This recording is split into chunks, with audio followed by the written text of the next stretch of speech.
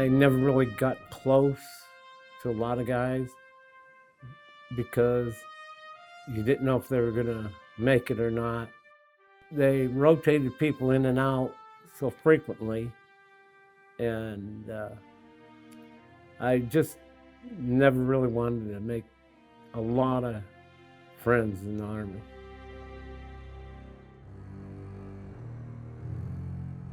I actually came eligible for the draft in November of '68, and I got my draft notice, and you had to go up to Chicago for a physical.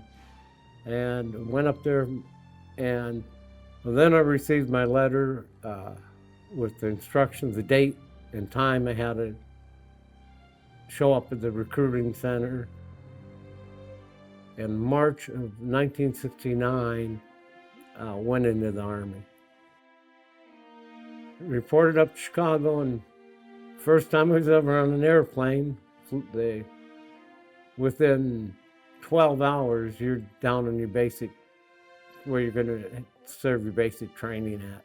And that was it. I mean, you're in. For basic training, I went down to Fort Polk, Louisiana for 6 weeks of basic infantry training.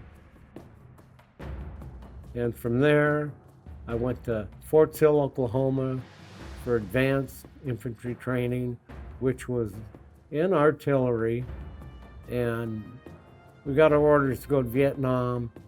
I was held over another 2 weeks for self-propelled training.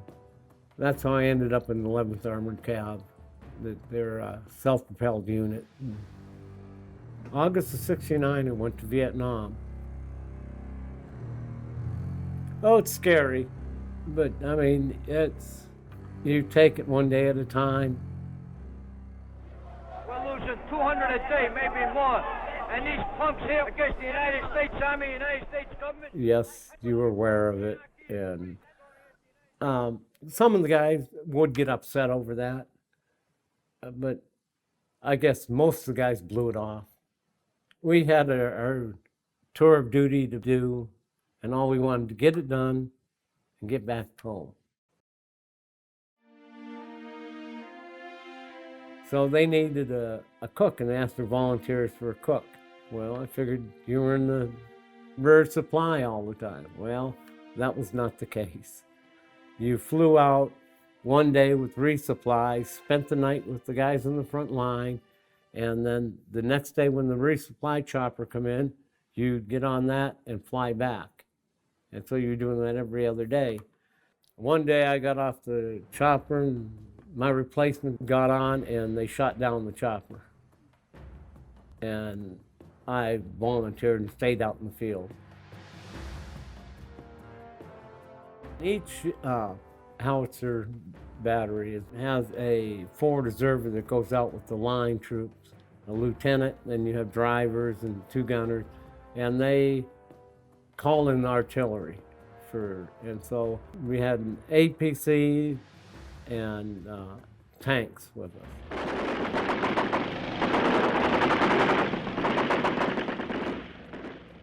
APCs are cast aluminum vehicles, tracked vehicles. You had a 50 caliber machine gun mounted on them and 2 M60s mounted on them. We did not ride inside those vehicles. RPGs would go right through them. The heat core, the RPG explodes on the side of the vehicle, and the heat core goes through and just makes shrapnel out of anything that's in there. And that's what does the damage. So nobody really rode inside of them. And the driver was actually in the vehicle. So being a driver wasn't the best, but I drove the whole time over there. And the big thing when you're going down a column, you drove in the same track the front vehicle was in, so you don't hit it. You're less susceptible to hitting a landmine. But I did hit a mine once. We were moving out to go on patrol, and I was the 3rd track back, And we went through this narrow pass, and the mine went off. And it was an older mine that was deeper in the ground. It just destroyed the track, and the only thing I got out of was a cut under my chin and concussion. And I was back out in 2 days, back out in the field. Roger. That's 5998. That's 59. Well, it was that night we were at our NDP, and we got a ground attack, and they were shooting mortars in, and I got bits of shrapnel in my side. Was medevaced out, and the doctor didn't take the shrapnel out. He says it's too small a pieces. It's just under your skin. It'll work its way out. And then you were back in the field the next day. The week before, we came up on enemy cache of weapons, and it was a bunker complex that we had taken some, and that's how we had all that ammunition, and that's when it happened.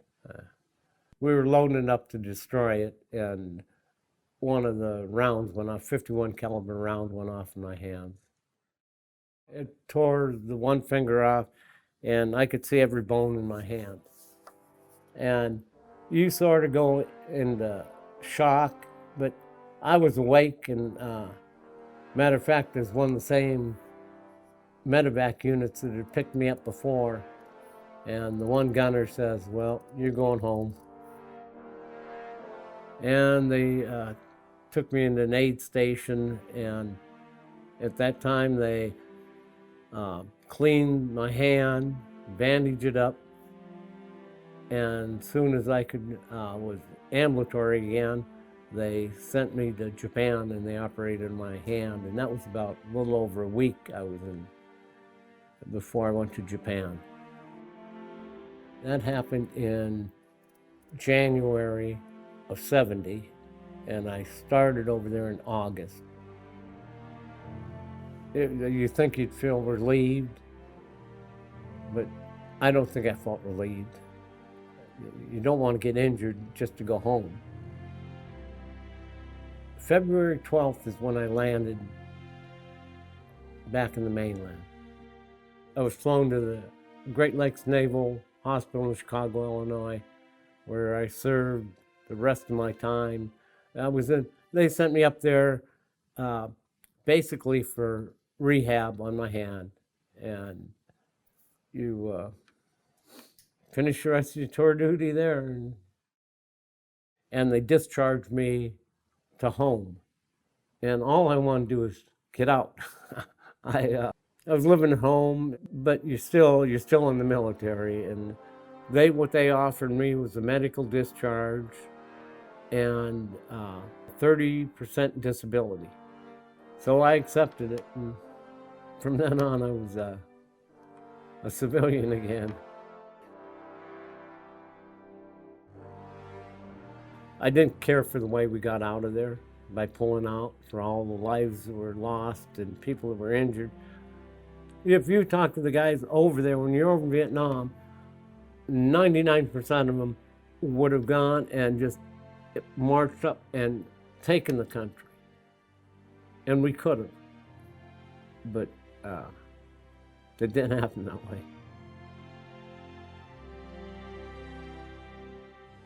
I think serving your country, it's your duty. It was an eye-opener. You respect life over here much more than before.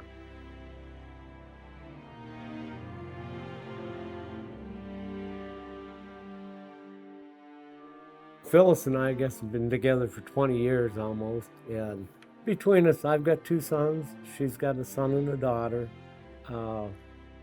We have got 8 grandchildren between the 2 of us.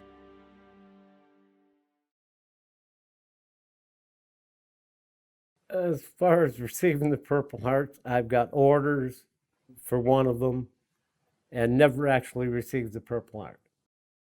Never really bothered me.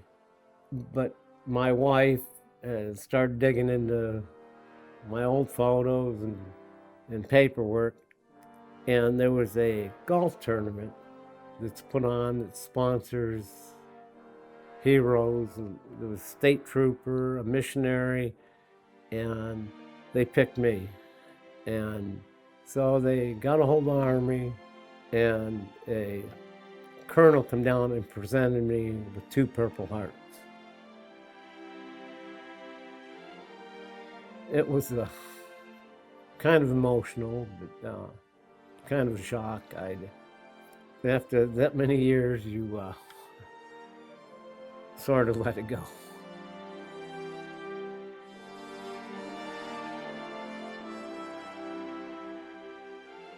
They don't appreciate them. I mean, and I know it was quite a while ago. They weren't appreciated when they got back from Vietnam, but the people should appreciate anybody that's in the service. I have got Purple Heart plates on my car. People people have left notes on my car.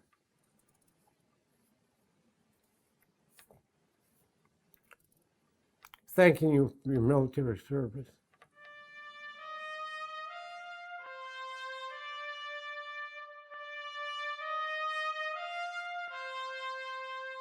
I don't regret going there. I'm glad I went and got there and made it back.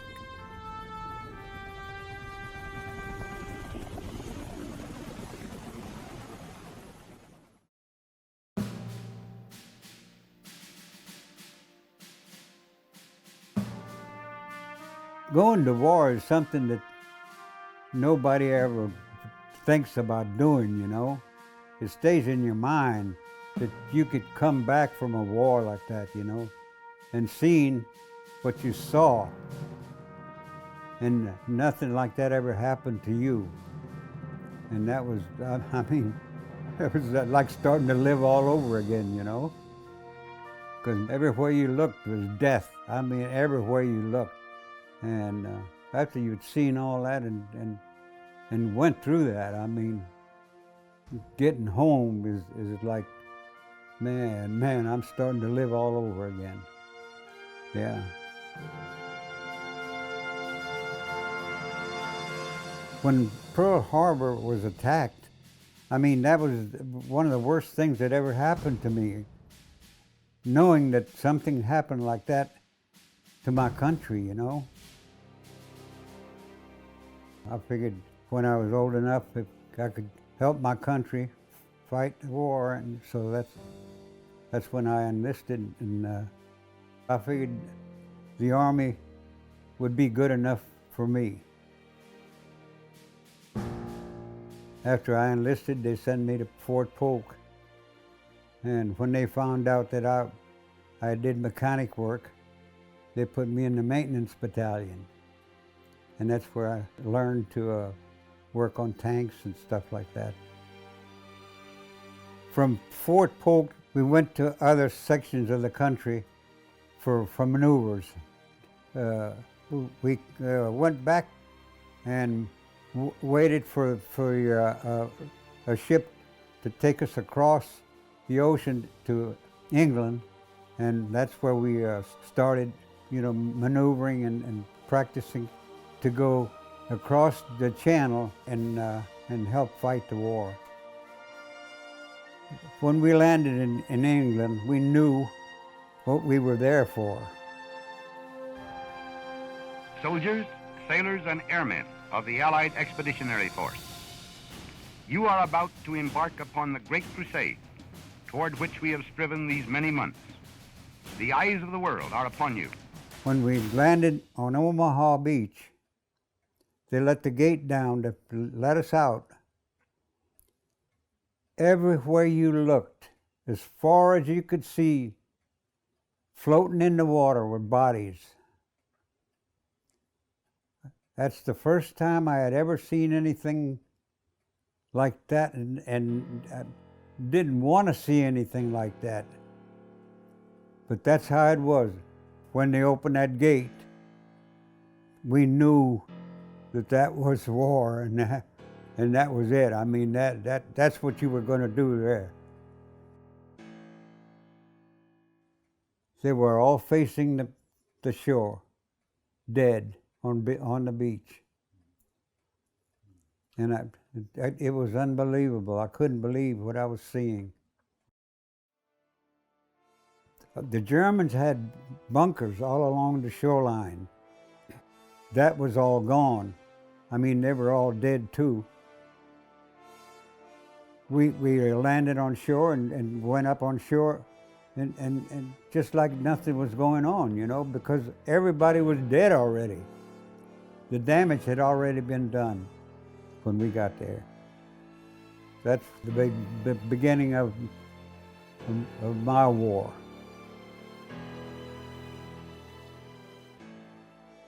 The tanks had already gone out, and they were moving out before us, you know. And the guns that they had on the tanks were nothing compared to the ones that the Germans had. The Germans had a gun on a tank that looked like a telephone pole. And we had them little bitty old, and they were just like pea shooters, you know. I mean, they couldn't get even close to a German gun. And finally, after a while, they started getting tanks with the guns that they should have had to begin with.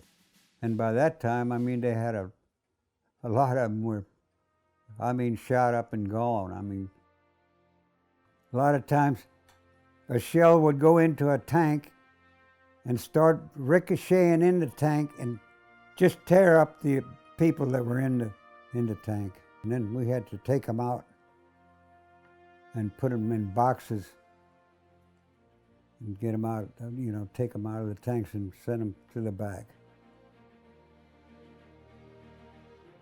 We did what we could do out in the field. And what we couldn't do in the field, we had tank retrievers that they put the tank on and sent it to the back where they could do the bigger work on the tank, you know.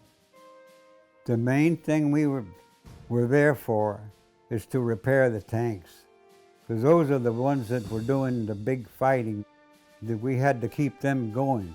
And a lot of times you'd have to change the engine on a tank, and you had to have a wrecker to help you do the job. You know, I used to change the engine on a tank by myself, but I had to have the wrecker driver and the wrecker to pull it out and bring the new one in and stuff like that. We went through all of Europe, actually. We went through Germany, France, Belgium. All the countries seemed the same to us. You didn't know where you were. He was in my outfit. We were all together in the same outfit. And he had gotten a Luger from an officer. And we were sitting in the house, and he was looking at the gun and pulled the trigger, and it was loaded. He didn't know it was loaded. And it went off and shot me through the left foot. I didn't know I was shot. I thought something felt on my foot. That's how it felt, you know. And they sent me back to the hospital in the back, you know, so I was there until it healed. And they handed me a rifle and said, "Here, go back to your outfit." And I finally got to my outfit. I went from outfit to outfit until I got to mine. I really don't remember that, you know, they had surrendered or anything like that, because you actually couldn't believe that it happened, you know. We got out pretty quick. I mean, you know, we sailed back into the United States, and then we wanted to get out. And that was it. I mean, I didn't want I didn't want any more of war or anything like that. I just wanted to get out and go home and live a normal life. I showed up at my grandparents' house on a Sunday. They didn't know I was coming home or anything. I surprised the hell out of them. That was the best day of my life.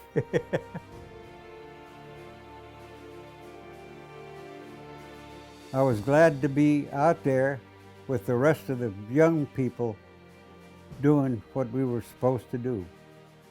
And that's why I enlisted, because I wanted to be part of that and do my share, you know. And I just happened to luck out. I was come back alive, you know, because a lot of my buddies out there never came back.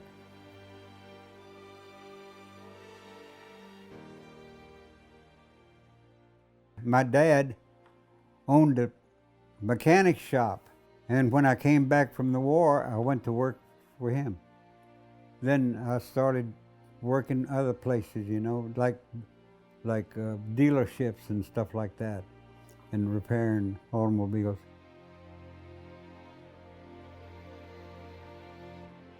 Well, they were neighbors, and after I came back from the war, you know, we started going together and stuff, you know, and finally we had to get married. Helen and I were married in 1946, and she was the best woman I've ever known. We had 3 kids, and I have 5 grandkids and 7 great-grandkids. We were married for 53 years, yeah.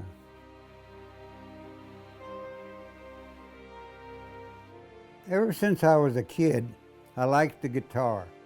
And after I retired from work, the guys used to tell me, "What you gonna do, sit around all day long and watch TV, huh?" I said, "No, I'm gonna build guitars." And that's how I started. And that's what I've been doing ever since. I used to work on them by myself. Alfred is my oldest son, and him and I work on our guitars together. That's been the love of my life. I mean, I enjoy it.